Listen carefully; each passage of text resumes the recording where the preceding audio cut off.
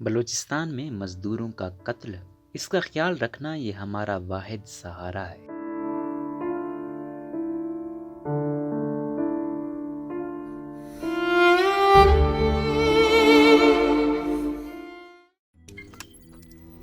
روزنامہ قدرت کی ویڈیو دیکھنے کے لیے ابھی یوٹیوب چینل پر سبسکرائب کریں اور بیل آئیکن پر بھی کلک کریں۔ قاسم شادی سے پہلے بلوچستان میں مزدوری کرتا تھا، مگر جب شادی ہوئی تو اس نے شادی کا بعد ہی میں محنت مزدوری شروع کر دی تھی، مگر جب اخراجات پورے نہ ہوئے تو اس نے مجبوری میں دوبارہ مزدوری کے لیے بلوچستان کا رخ کر لیا تھا۔ یہ کہنا تھا قاسم علی کے بھائی علی رضا کا۔ قاسم علی کو بلوچستان کے ضلع کلات میں قتل کر دیا گیا اور حکام کے مطابق قاسم نامعلوم افراد کے ہاتھوں قتل ہوئے۔ لیویز حکام کے مطابق یہ واقعہ اتوار اور پیر کی درمیانی شب بلوچستان کے ضلع کلات کی تحصیل منگوچر کے نواحی علاقے میں پیش آیا۔ واقعہ اس وقت پیش آیا جب مزدور زرعی زمین پر ٹیوب ویل کی کھدائی کا کام کر رہے تھے کہ نامعلوم افراد نے اندھا دھند فائرنگ شروع کر دی تھی۔ فائرنگ کے وقت جائے وقوع پر 4 مزدور کام کر رہے تھے، جن میں سے 3 مزدور موقع پر ہی ہلاک، جبکہ ایک مزدور نے بھاگ کر جان بچائی، انہیں ٹانگ میں گولی لگی ہے۔ حکام نے واقعے کا مقدمہ نامعلوم افراد کے خلاف درج کیا ہے، جبکہ دوسری جانب واقعے کی ذمہ داری عسکریت پسند تنظیم یونائٹڈ بلوچ آرمی نے قبول کی ہے۔ یونائٹڈ بلوچ آرمی کے ترجمان مزار بلوچ نے نامعلوم مقام سے جاری بیان میں کہا ہے کہ کلات میں یو بی اے کے سرمچاروں نے پاکستانی خفیہ اداروں کے اعلی کاروں کو ایک چھاپہ مار کارروائی کے دوران فائرنگ کر کے ہلاک کیا۔ حملے میں 3 ایجنٹ موقع پر ہلاک ہوئے، جبکہ ایک بھاگنے کی کوشش میں زخمی ہوا۔ حملے کی ذمہ داری ہماری تنظیم یونائٹڈ بلوچ آرمی قبول کرتی ہے۔ ترجمان نے مزید کہا کہ مذکورہ افراد کا تعلق پنجاب سے تھا، جو گزشتہ کئی دنوں سے منگوچر سمیت دیگر علاقوں میں موجود تھے اور اطلاع ملنے پر انہیں واچ لسٹ میں رکھا گیا۔ تنظیم کا دعویٰ ہے کہ تحقیق کرنے پر معلوم ہوا کہ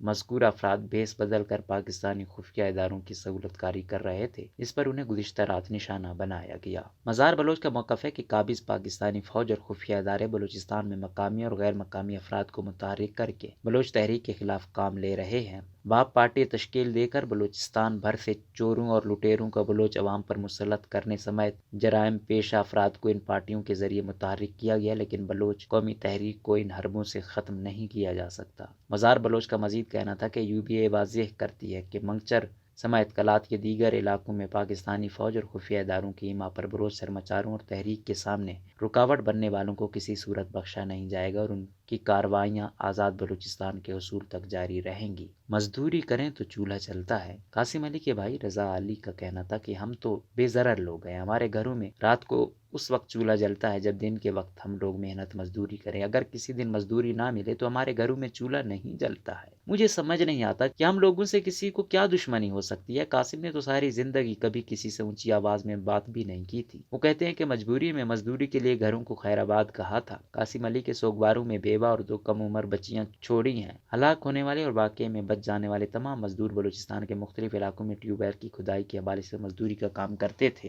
اس کام کا ٹھیکہ واقعے میں ہلاک ہونے والے شاہ نواز کے بھائی محمد نواز حاصل کرتے تھے اور پھر وہ پنجاب سے بلائے گئے مزدوروں کے ذریعے سے اس کام کی تکمیل کرتے تھے۔ محمد نواز کا کہنا ہے کہ وہ گزشتہ 20 برس سے یہ کام کر رہے ہیں، تقریباً پورے بلوچستان میں کام کیا۔ اس کام کے لیے ہم اپنے علاقے سے مزدور لے کر جاتے تھے۔ ہمارے علاقے میں جہاں بے انتہا بے روزگاری ہے، وہاں پر لوگ انتہائی محنتی ہیں، اپنے بال بچوں کا پیٹ پالنے کے لیے 24 گھنٹے بھی کام کرتے ہیں۔ ہم لوگ جب بلوچستان کے مقامی زمینداروں کے پاس کام کر رہے ہوتے ہیں تو اپنے کام سے کام رکھتے ہیں، عموماً 24 گھنٹے شفٹوں میں کام کرتے ہیں کہ جلد از جلد کام ختم ہو۔ زمیندار ہمیں جہاں رکھتے ہیں، جو کھانے کو دیتے ہیں، چپ کر کے لے لیتے ہیں۔ عموماً ہمارے ساتھ مقامی زمیندار اچھے سلوک کا مظاہرہ کرتے ہیں۔ محمد نواز کا کہنا تھا کہ میرا بھائی شاہ نواز کئی سال سے وہاں پر ہی کام کرتا تھا، جبکہ میں اب زیادہ تر وقت گھر میں رہتا تھا۔ اس کو ضرورت پڑے تو مزدوروں کا انتظام کرتا اور بھیج دیا کرتا تھا۔ اس المناک واقعے سے قبل ہمارے علاقے ہی کے 2 مزدور صرف چند گھنٹے قبل چھٹی پر چلے گئے تھے، جس وجہ سے اب شاہ نواز سمیت 4 مزدور کام کر رہے تھے۔ ان سب نے مجبوری میں مزدوری کے لیے گھروں کو چھوڑا تھا۔ محمد نواز کا کہنا تھا کہ ہلاک ہونے والے ایک مزدور طوطا رام منگروال برادری سے تعلق رکھتا تھا۔ اس نے بیوہ، 2 کم عمر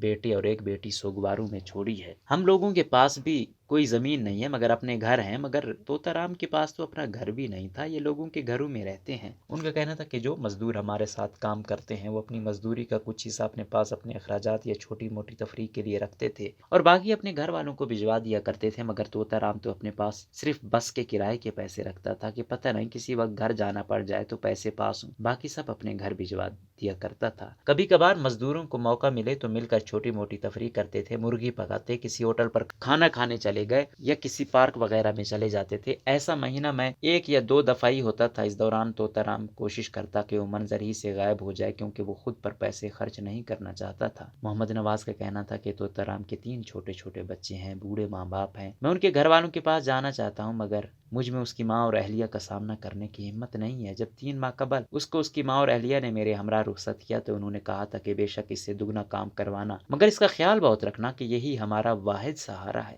علی رضا کا کہنا ہے کہ قاسم 2 ماہ پہلے ہی بلوچستان گیا تھا، وہ جانا نہیں چاہتا تھا، اس کی اہلیہ بھی نہیں چاہتی تھی کہ وہ اس کو چھوڑ کر جائے۔ دونوں میاں بیوی ایک دوسرے کو بہت زیادہ خیال رکھتے تھے، ان کے تعلق کے پورے خاندان میں چرچے تھے، یہاں تک کہ اگر اس کی اہلیہ ایک رات کے لیے بھی اپنے میکے جاتی تو قاسم بھی پہنچ جاتا تھا، مگر بچیوں کے ہمراہ اس کے اخراجات پورے نہیں ہو رہے تھے۔ قاسم چاہتا تھا کہ اس کی بیٹیاں تعلیم حاصل کریں، جس کے لیے اس کو جانا پڑا تھا۔ طوطا رام کے بھائی پپو رام کا کہنا ہے کہ طوطا رام اپنے بچوں کے ساتھ بہت زیادہ پیار کرتا تھا، وہ فون تو کبھی کبھار ہی کرتا تھا، کہتا تھا کہ فون پر پیسے ضائع کرنے کی کیا ضرورت ہے، مگر جب فون کرتا تو بچوں کے بارے میں پوچھتا تھا۔